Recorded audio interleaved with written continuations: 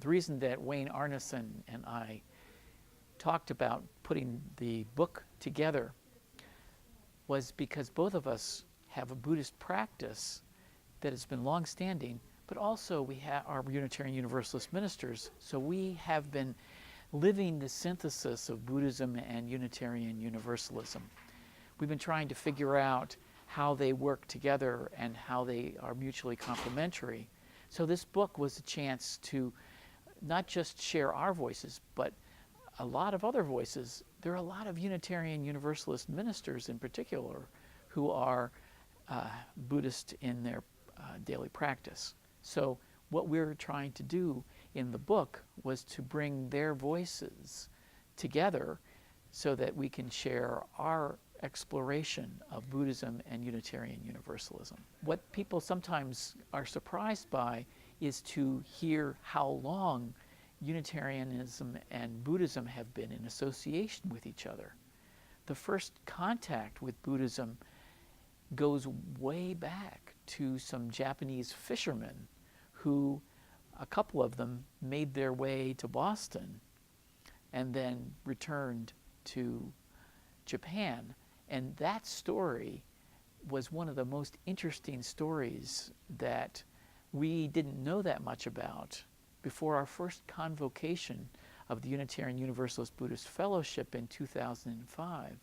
As Buddhism has been coming to the West, Unitarians and Universalists have been part of those contacts almost the whole time.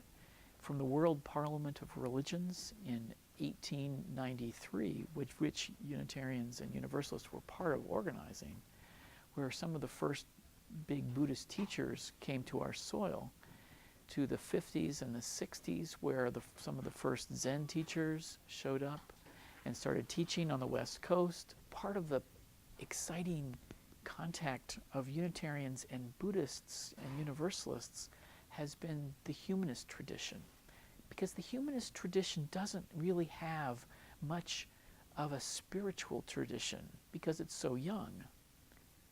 And yet, if you look at Buddhism, Buddhism has a humanist dimension to it that is deeply spiritual. And yet it doesn't have a reference to a deity at all.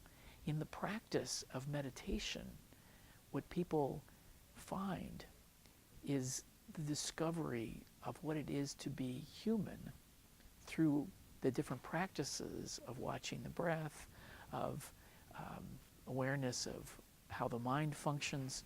And Buddhism has a sophisticated methodology for that you don't find anyplace else, even in the Christian tradition.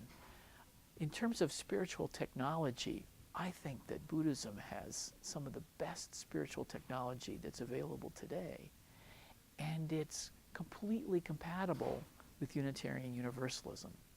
So that's why we are trying to promote the connection between Unitarian Universalism and Buddhism, because we, as Unitarian Universalists, are hungry for spirituality in a way that isn't based in a theistic tradition that requires a belief. The Buddha said, find out for yourself. Just sit down and practice, and all will be revealed to you. Well, we take that seriously with this book.